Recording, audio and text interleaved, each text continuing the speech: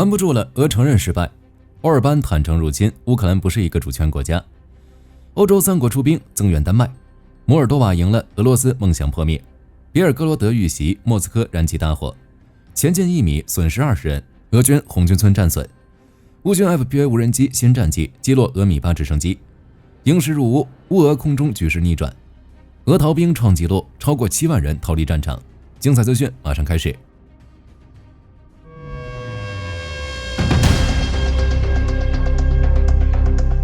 乌俄战争打到现在，我们完全可以说俄罗斯已经失败了，既没有完成既定目标，国内也因为战争遭受挫折，炼油厂不断被炸，国内经济萎靡，车臣等高加索地区也不再安稳。不过在此之前，克里姆林宫嘴硬，不仅不承认失败，还凭借虚假战报宣扬自己的胜利，但假的就是假的。现在俄罗斯已经瞒不住了，其宣传人员也承认失败。在9月底，白宫和克里姆林宫的宣传人员在乌俄问题上达成一致。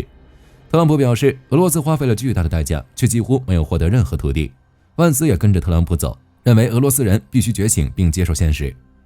事实也正是如此。根据乌克兰测绘和监测组织 Deep State 的数据，在6、7、8这3个月的时间里，俄罗斯仅占领了1548平方公里的土地，代价却是失去94810名士兵，平均每天损失1030人。这样的战果也让俄罗斯人明白，战争已经与失败无异。俄罗斯宣传员塔季扬娜·蒙蒂扬承认，进攻行动缺乏忍力，并警告称，如果秋季攻势没有重大突破，普京可能被迫宣布新一轮动员。代表被占领扎波罗热地区的俄罗斯参议员德米特里·罗戈金更是直言，前线已经陷入僵局，莫斯科无法取得重大进展。乌克兰顿涅茨克州前俄罗斯代理人、战争老兵帕维尔·古巴列夫一语道破真相。实际上，目前的局势对我们来说已经等于失败了。在现任政府的制度下，俄罗斯没有能力在实现既定目标和胜利的情况下完成特别军事行动。在损失惨重的情况下，俄罗斯内部的宣传人员也已经清醒了。俄罗斯独立电视台的一位嘉宾直接公开质疑俄罗斯国防部的战报，认为其在撒谎。在俄罗斯内部，这种声音越来越多，只能说克里姆林宫的谎言已经被彻底戳穿。火力军建议普京赶紧下个罪己诏，缓解国内民众的情绪，要不然结果是什么，谁都不好说。另一边，乌克兰与匈牙利的矛盾愈发激烈。欧尔班承认无人机入侵，并声称乌克兰不是一个主权国家。之前，泽连斯基表示匈牙利无人机入侵乌克兰边境领空，之后匈牙利外长彼得·希亚尔托否认了这件事，还指责泽连斯基正在失去理智。不过，欧尔班在回应这件事时，说法与外交部长完全不同，承认无人机可能越境进入乌克兰。不过，在欧尔班看来，这无所谓，因为基辅失去了1/5的领土，主权也随之终结。乌克兰不是一个独立主权国家，我们的资金支持着它，它不应该表现得像一个主权国家。针对无人机入侵这件事，匈牙利则表示，乌克兰没有受到邻国的威胁，应该集中精力攻击其东部前线的俄罗斯无人机。即使匈牙利无人机侵犯乌领空，也不应该被泽连斯基拿来攻击它。这话说的，火力军都想上去给他一巴掌。准确来说，匈牙利没有向乌克兰提供过资金，反而阻止欧盟对乌克兰的援助。现在欧尔班又把欧盟的努力算在自己头上，这种毫无逻辑的言论，只能说不愧是俄罗斯的小弟。针对欧尔班的言论，乌克兰外交部长安德烈·西比哈表示，匈牙利总理仍然陶醉于俄罗斯的宣传。火力军只能说，欧尔班站在欧洲的对立面，迟早都会被反噬。针对俄罗斯入侵领空事件，法国、德国、瑞典决定向丹麦派兵。根据路透社的报道，法国、德国和瑞典宣布，他们向丹麦部署军事人员和反无人机系统，保证欧洲峰会的安全。瑞典警方证实，应丹麦要求，他们将向哥本哈根派遣一支重要特遣队。挪威执法人员也加入安全工作。法国则出动了一架小胡直升机，以及一支由35人组成的小组，负责反无人机行动。柏林政府发言人在欧盟峰会前的简报上表示，德国派出约40名配备探测、识别和压制无人机的士兵。按照媒体的报道，该任务将持续到10月7日，所有参与部队都必须携带必要的设备来保卫峰会，并应对空中威胁。比如瑞典，其首相沃尔夫·克里斯特森宣布将向丹麦提供雷达装置以及军用级的反无人机系统，这是世界上最先进的系统之一，补充丹麦的防空和安全措施。从行动来看，现在这只是临时派遣，只是火力军不太相信丹麦的实力无法保卫峰会的安全。更有可能的是，这是借机加强丹麦的防空，将俄罗斯无人机堵在波罗的海。摩尔多瓦地区一切尘埃落定，俄罗斯的梦想彻底失败。随着选举结束，摩尔多瓦地区的事情落幕，俄罗斯以失败告终。对于普京而言，这是一次巨大的打击。如果俄罗斯控制摩尔多瓦，加上德佐被俄罗斯控制的乌东地区，可以说只要俄罗斯再拿下敖德萨，乌克兰就会变成内陆国家，俄罗斯就将拥有整个黑海出海口。下一步计划就是向波罗的海国家施压，袭扰罗马尼亚、保加利亚。俄罗斯恢复帝国的目标将更进一步。只是梦想很美好，现实很残酷。事实上，俄罗斯已经无法实现这个目标。在过去1年中，摩尔多瓦举行了3次决定性选举，分别是总统选举、欧洲公投、议会选举，俄罗斯都以失败告终。总统选举结果是桑杜连任，欧洲公投结果是摩尔多瓦人选择加入欧盟，而刚刚结束的议会选举，摩尔多瓦人又选择欧洲。即使俄罗斯投入了大量资源，也无法改变局势，亲俄政党已经失败。就结果来看，俄罗斯不仅输掉现在，还输掉了未来。欧洲对俄罗斯的警惕已经达到了极致。欧洲多国认为俄罗斯是唯一的威胁，整个欧盟都要对抗俄罗斯。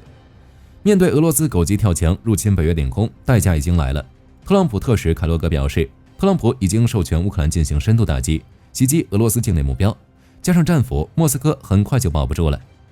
面对这种情况，俄总统发言人佩斯科夫表示，即使美国最终向乌克兰提供战斧导弹，前线局势也不会发生任何改变。在过去3年多的时间里，俄罗斯说了很多次不在乎，改变不了局势。当然，单一武器的确无法改变局势，但是武器变多后，加上乌克兰、欧洲的努力，俄罗斯现在的真实想法只有自己知道。随着武器变多，乌克兰的底气也更足了。外长西比哈向俄罗斯发出警告，这是3年半以来乌克兰外长首次说狠话。西比哈表示，俄罗斯必须清楚地认识到，从今天起以及将来，他们将无处可安。乌克兰的武器和乌军将袭击其领土上的任何军事设施。我们已经证明了乌克兰武器的威力。战场方向，乌军首次打击俄火力发电厂，莫斯科燃起大火。为报复俄罗斯的空袭，乌克兰展开了一系列反击。莫斯科东南部的沃斯科列先斯克遭遇袭击，建筑燃起大火。俄罗斯防空部队在拦截无人机时也突发意外，导致2人死亡。对于这点，沃斯科列先斯克市市长沃罗比约夫表示，绝对不可能，声称击落了4架无人机。乌军还使用海王星导弹打向俄布良斯克的朝卡拉切夫工厂。报道称，俄军连发4枚海王星导弹。目击者也表示，前后听到了超过10起巨响。乌克兰总参谋部也证实这一消息。初步显示，卡拉切夫工厂已遭到严重毁坏。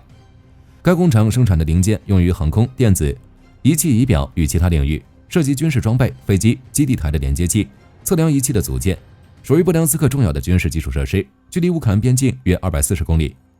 远东的阿穆尔河畔，俄罗斯铁路公司的一个仓库被点燃，里面储存了俄方大量的战略物资，起火原因未知，大概率是乌克兰游击队的正义行动。当然，炼油厂这种常客，乌克兰也没有放过。阿尔梅基耶夫斯克输油管道已经被炸了，这是通往俄罗斯西部炼油厂的主要供应管道，距离乌克兰超过1000公里。除了以上这些，乌军的海马斯再次出击，袭击别尔哥罗德的火力发电厂，导致该地区大面积停电，供水受到影响。这是乌克兰首次打击俄罗斯发电厂。以前俄罗斯无差别疯狂袭击乌克兰，现在终于感受到代价，而且乌克兰还是用美制武器打击的。在9月中旬的时候，泽连斯基就表示乌克兰将收到海马斯导弹，具体细节方面乌军尚未公布。前线方向，乌军攻入比尔格罗德，俄罗斯在红军村的战损堪称恐怖。有军事媒体声称，乌军特种部队和破坏小组突袭了比尔格罗德，向俄军的控制区发动攻势，并摧毁了数辆载有俄军的装甲战车。在过去一段时间内，乌军频繁袭击比尔格罗德。在9月初期，乌军就已经推进到了科洛提洛夫卡，现在还不确定这是一次突然袭击，还是为之后更大规模的行动做准备。红军村方向，由于包围圈的问题，俄军的死伤极为恐怖，每前进1米就要损失20名士兵。根据泽连斯基公布的战报，多部罗皮利亚反攻仍在继续。仅在这次行动中，俄罗斯就损失了近3200人，其中大部分是阵亡。而按照希尔斯基的说法，乌军已经解放了大约175平方公里的土地。顿涅茨克后方，乌克兰阿泰什游击队向俄站沃尔诺瓦哈发动猛烈袭击，目标直指俄军的补给基地，这是连接赫尔松和扎波罗尔前线的物资运输点。此次袭击可以缓解乌军前线的压力。克里米亚方向，俄罗斯菲奥多西亚油库发生火灾，不过根据媒体的报道，这次火灾并不是乌军无人机造成的，而是由于违规焊接。火力军估计还要再加上一个烟头。除此之外，在战场之上，乌军第59旅部队使用 FPV 无人机击落了俄军一架米8直升机。根据结果来看，直升机爆炸起火并坠落在地面，已经确定被摧毁。当时一架米8和一架卡52低空飞行，被乌军无人机发现，对其发动袭击并击中前者。FPV 无人机以第一人称视角运行，可以在低空执行高精度机动，击中直升机的概率很高。俄罗斯这边还是老样子，承认损失直升机，但否认遭受重大损失，表示飞行员和俄军突击分队被救援。国际军只能说，俄罗斯这是又想掩盖直升机被 FPV 无人机击中的尴尬。无人机干掉直升机，这已经不是第一次了。在2024年8月的时候，乌军就使用 FPV 无人机击落米八，俄罗斯想掩盖也掩盖不了。几百美元的无人机摧毁几百万美元的米八，乌军这是把不对称作战拉到了极致。而且乌军每摧毁一架俄军直升机，俄罗斯的后勤能力就有所削减。随着战场的持续，俄军面临的问题将越来越大。战场之外，俄罗斯入侵欧洲领空的代价出现，瑞典鹰狮已经抵达乌克兰。根据英国广播公司的报道，乌克兰国防部副部长哈夫里留克首度以官方身份证实，除了美制 F-16外，乌克兰也将接收瑞典制的狮鹫与法国制的幻象，三国联军即将成型。在此之前，瑞典还没有决定要不要给乌克兰鹰狮，但欧洲入侵起点空后，马上决定援乌。相比较 F-16幻象，鹰狮结构紧凑，维护成本更低，还能从普通公路起飞，能够更好的与瑞典的萨博预警机配合。哈弗雷柳克补充说，根据新的 PURL 计划，首批飞机已经抵达乌克兰，交付的鹰狮战机可能会配备流星空对空导弹，加上萨博预警机，乌克兰空军的实力将大大增强。加上 F-16战机编队，幻象战机陆续叠装，乌俄战场上空双方的局势已经逆转。近期乌军频繁攻击俄军阵地，也能说明这一点。为了保证兵力，俄罗斯已经开始秋季征兵，只是预计在2025年，俄军有接近7万名士兵成为逃兵。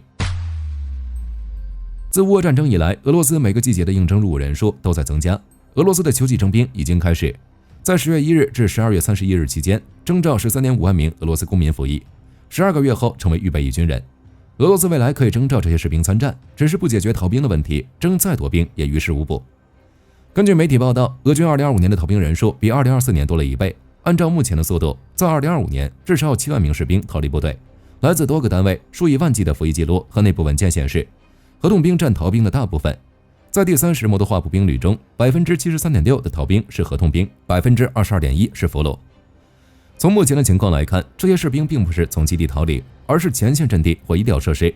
没办法，不想上战场。乌克兰游击队阿泰什称，此前有报道显示，赫尔松地区的俄罗斯士兵宁愿放毁烧毁自己的军车和运输工具，也不想前往阵地。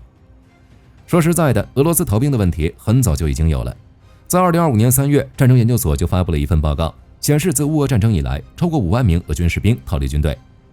乌克兰情报组织前线情报局称，2022年2月至2024年12月中旬，俄罗斯出现了50554起逃兵案件。俄罗斯南部军区记录的人数最多，达到了22577例。中央军区则是13769例，莫斯科军区7178例，列宁格勒军区3052例，东部军区3378例。针对这些逃兵，如果被抓到，那就是打断腿丢到战场上当诱饵，或者编入敢死队当炮灰。可以预测的是，随着乌俄战争的持续，俄罗斯逃兵的数量只会越来越多。如果普京不解决这个问题，征兵毫无用处。据军事新闻网站 Defense One 报道，美国空军特种作战司令部已向部队发出明确指令，让其为潜在的委内瑞拉相关任务做好随时出发的准备。不难看出 ，AFSOC 此举既有对拉丁美洲紧张局势的关注，还可以视作加强对委内瑞拉军事施压的信号。作为专司全球特种作战、情报与侦察的精锐部队 ，AFSOC 随时出发令通常只会用于高等级战备状态。从相关报道也能看出，该令在某种程度上代表着美军已经对委内瑞拉可能发生的任务进行了充分的战略评估与规划，当然也代表着美军向委内瑞拉发动军事行动的念头已变得十分强烈。实际上，在随时出发令之前，美军就已经在委内瑞拉周边开始了军事集结。根据军事新闻网站陆军识别的报道，委内瑞拉国防部长洛佩斯证实，美国海军已在加勒比海南部完成了大规模军事集结，部署的军事设施包括3艘伯克级驱逐舰、1艘巡洋舰，以及1艘硫磺岛号2级突击舰与1艘核动力潜艇，可谓来势汹汹。除了军舰，美国南方司令部还增派了10架 F-35A 前往波多黎各，加上美军特种作战部队已经就位，诸多行动加起来，完美符合美军过去军事行动的干预前夕部署。面对这个不可战胜的对手，委内瑞拉倒没有泄气。据相关媒体报道，委内瑞拉已经在拉奥齐拉岛集结了超2500名士兵，并动用12艘舰艇和22架飞机开展大规模军事演习，显然做好了地面作战的准备。另一边的美国也做着动员准备。据有关消息，美国防部长赫格塞斯已经下令让身处全球各地的数百名美军将领下周在弗吉尼亚州一座海军陆战队基地紧急开会。虽然没有透露会议内容，但大部分媒体的猜测都偏向于赫克塞斯是在对委内瑞拉的军事行动进行各方面的部署与指示。如今加勒比海的浓烟味越来越浓，战争似乎一触即发。在枪声还没有响起前，我们仍需要静静观望。乌克兰总统泽连斯基在联合国大会上的发言引发了不小的讨论。根据泽连斯基的意思，乌克兰已经决定开放武器出口贸易，以此向合作伙伴展示经过实战检验的现代可靠武器系统。当然，最重要的目的在于通过出售无人机缓解紧张的财政赤字，甚至将更多的资金用来生产急需的武器。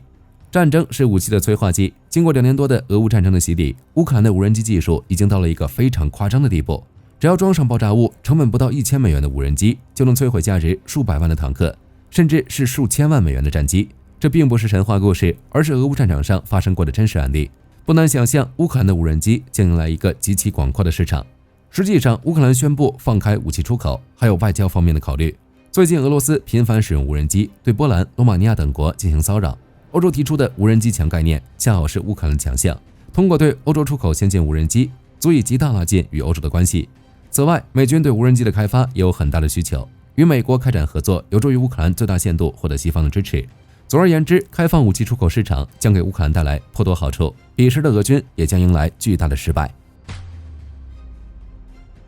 据战区报道，美国莱多斯公司持续与美空军合作，进行黑剑小型巡航导弹的整合测试，并计划进一步拓展测试在台，从而纳入美军特战司令部其他机种，提升作战弹性。那具体该怎么做？目前，莱多斯公司第一步决定扩大整合测试，如其在美国空军协会于马里兰州国家港举办的年度航空、太空与网络会议上表示，将扩大黑剑巡航导弹的整合测试范围，除正在测试的 C130 系列外，也将纳入 OA-1K 天袭者20攻击机、MQ9 无人机等在台。据莱多斯公司并证实，黑剑与 AC130G 的整合测试自2024年11月起就已展开，而该型导弹在今年7月底的测试中，射程成功突 740.8 公里，最大飞行高度则达数千米，充分验证了其飞行稳定性、接收讯号效能以及飞行路径与终端导引精确性。至于它的性能，黑剑是根据莱多斯公司2022年与美军特战司令部、美国空军特战指挥部签署的合作研究与开发协议所推出的小型巡航导弹，被定位为兼具低成本与模块化设计优势的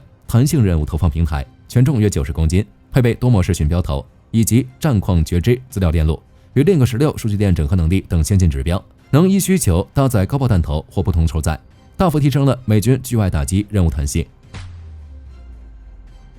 据战区报道， RTX 集团近期宣布将推出改良版的 APG-82X 型主动电子扫描阵列雷达。报道称，新雷达通过大量运用氮化镓材料芯片，可以表现出更优异的功率、密度和热传导效率，在维持既有供电与冷却效能同时，能大幅提升雷达输出功率与探测距离。其次，新雷达还将更换新型处理器，希望借此提升信息处理效率，进而拓展空对空、空对面与电战任务效能。最后，由美空军 F-15EX 战机配备，并与 AN/ALQ250 搭配，从而提升主动电战效能与生存性，让 F-15EX 在印太地区维持美军的制空作战优势。乌克兰的国防能力再度迎来重大升级，与以往不同的是，这次其背后代表的是以色列对俄乌战争的政策的转变。据乌克兰真理报报道，泽连斯基总统在28日记者会上首度亲口证实，一套原部属于以色列的爱国者防空系统已在乌克兰境内投入作战长达1个月，同时宣称乌军还将在秋季再获得2套。至于部署的详细地点，泽连斯基以安全为由拒绝透露，但其发言证实了这套强大的防空系统的作战状态，也间接将以色列从过去避免直接军援基辅的模糊立场推向了更公开支持乌克兰的一方。好了，这期视频到这儿就结束了。各位觉得俄罗斯逃兵会不会越来越多？可以在视频下方留言，大家一起讨论。喜欢的话不要忘记点点关注。我是火力军，下期见。好的，各位观众朋友们，我们频道一直在聊真实的军事资讯和武器装备，后台也经常有朋友问，有没有值得推荐的入门级模型？今天就和大家分享一款近期接触到的产品。首先，它的外形还原度做得相当不错，比例准确，武器上的一些关键细节和标识也都有体现，材质也说得过去，打在手上有不错的分量感。其次，它具备一定的可动性，对于理解基础操作原理有一定帮助，让它不仅是个静态摆件。综合它的做工和可玩性来看，价格确实比较亲民。对于想入门模型收藏，或者单纯想在桌上贴一个摆件的朋友来说，是一个性价比很高的选择。